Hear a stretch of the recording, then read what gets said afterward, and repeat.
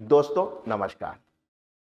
One district one product ये एक नीति थी उद्योगों को बढ़ावा देने के लिए योगी सरकार के प्रथम चरण में, जिसका हम लोगों ने देखा कि स्मॉल और मध्यम क्षेत्र के उद्योगों को एक नई दिशा और दशा देने में बड़ा योगदान रहा।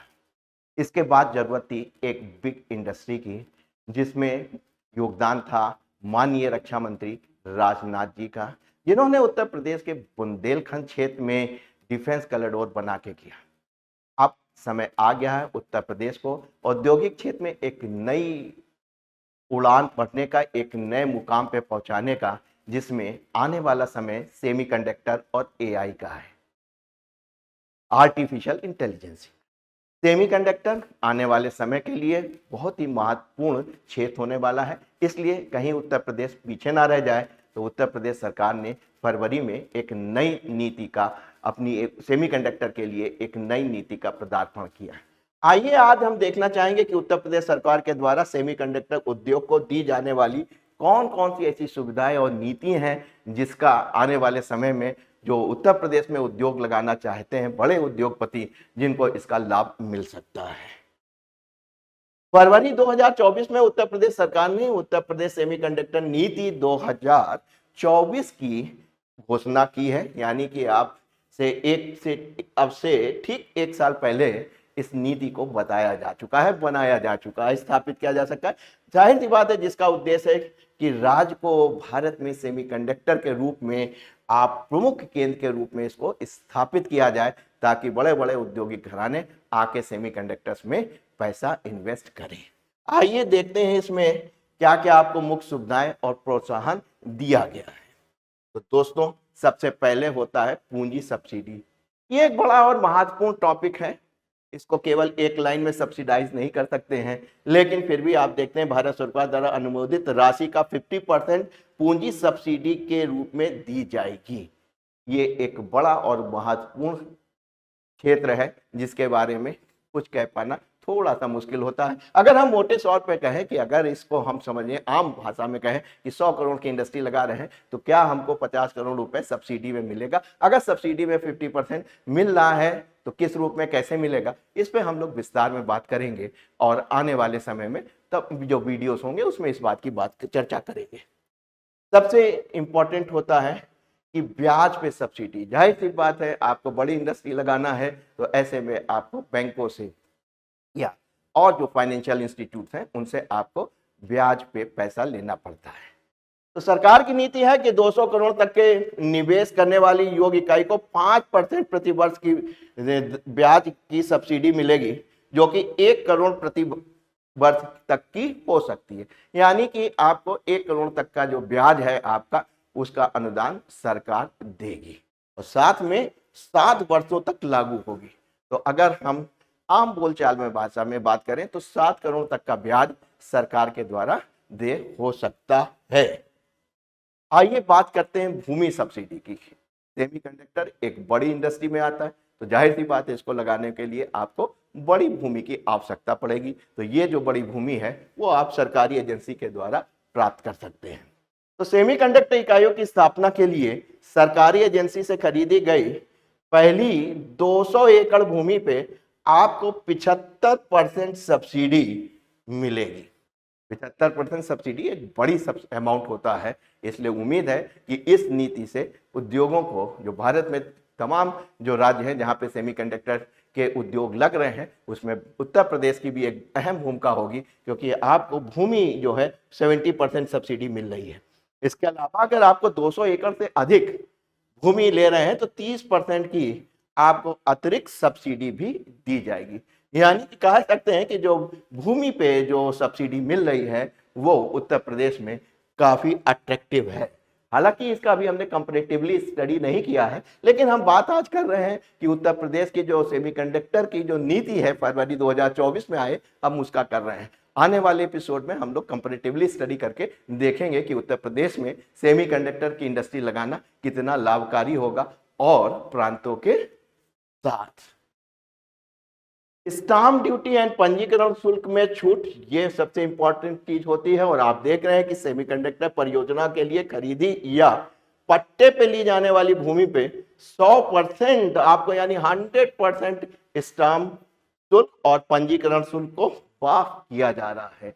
ये सबसे महत्वपूर्ण बात है, क्योंकि ये भी एक बड़ा अमाउंट हो जाता है जिसको उत्तर प्रदेश सरकार सेमीकंडक्टर इंडस्ट्री को लगाने के लिए उसने 100% स्टाम्प ड्यूटी और पंजीकरण शुल्क को माफ कर दिया है। सबसे बड़ी होती है कि बड़े उद्योगों को बिजली की आवश्यकता होती है, तो बिजली शुल्क में भी छूट है। 10 वर्षों तक बिजली शुल्क में 100% छूट दी जाएगी, जिससे संचालन की लागत कम होगी। देखने वाली बात यह है कि ये जो 100% है वो किस रूप में आपको मिलने वाली है। चलते हैं आगे। Dual power grid network. देखिए, कोई भी बड़ा इंडस्ट्री हो, विशेषकर सेमीकंडक्टर, बहुत ही सोफिस्टिकेटेड होती है। इसमें आपको बिजली की जरूरत पड़ती है जो कि लगातार रहे और स्मूथ बिजली रहे, यानी एक आपको साइनोसॉइडल वेवफॉर्म्स के रूप में इलेक्ट्रिक पावर्स आपको मिलती रहे। इसके लिए आपको डुअल पावर ग्रिड नेटवर्क की सुविधा है। यानी आप देख रहे हैं कि उत्तर प्रदेश में सोलर एनर्जी भी काफी मात्रा में, प्रचुर मात्रा में उपलब्ध है।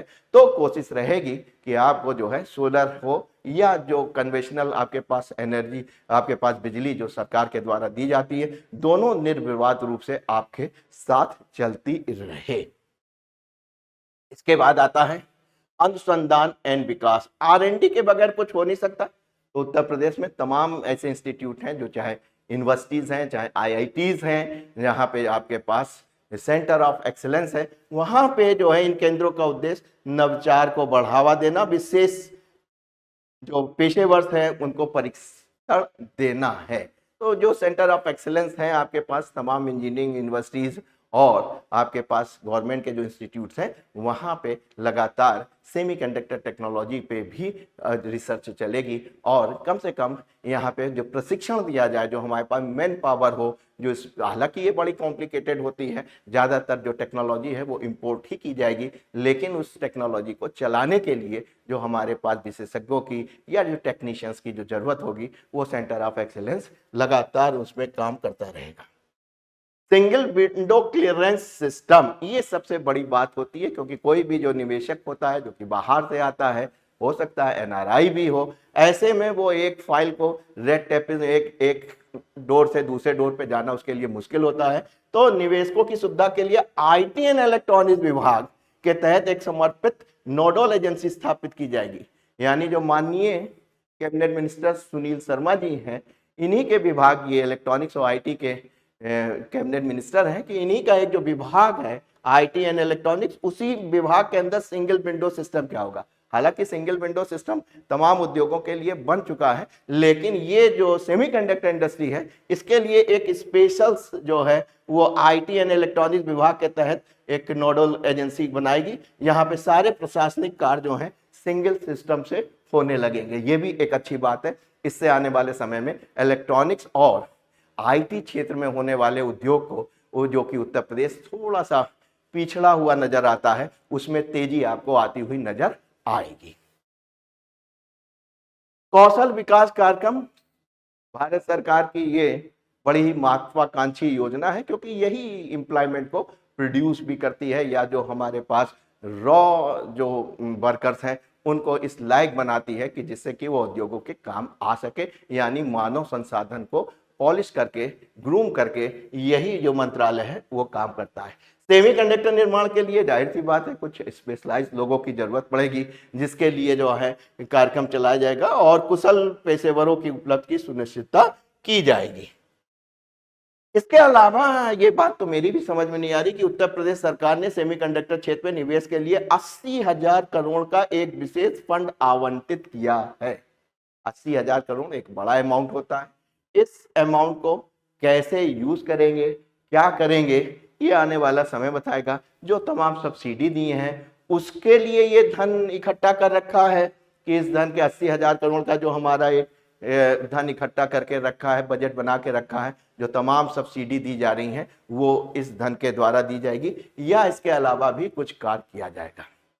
लेकिन दोस्तों, जहां तक देखने में आ रहा है, समझने में आ रहा है, मुख्य बातों की हम लोग ने बात की है, तो अब तक की जो नीति फरवरी 2024 में प्रकाशित की गई है, उससे तो साफ नजर आ रहा है कि जो उत्तर प्रदेश सरकार की, योगी सरकार के मंसूबे हैं वो बिल्कुल साफ हैं। और इस सेमीकंडक्टर को केवल जो है नीति के रूप में नहीं, इसको जो परीक्षित करने के लिए, इसको फलने फूलने के लिए, उत्तर प्रदेश में उद्योग लगाने के लिए जो युवा हमारे जो नेता हैं, माननीय सुनील शर्मा जी कैबिनेट मिनिस्टर हैं आईटी और इलेक्ट्रॉनिक्स के, काफ़ी कर्मठ हैं, काम करते हैं अपने क्षेत्र में। तो उम्मीद है कि आने वाले समय में योगी सरकार के द्वारा इस क्षेत्र में कुछ और बड़े महत्वपूर्ण काम दिए जाएंगे।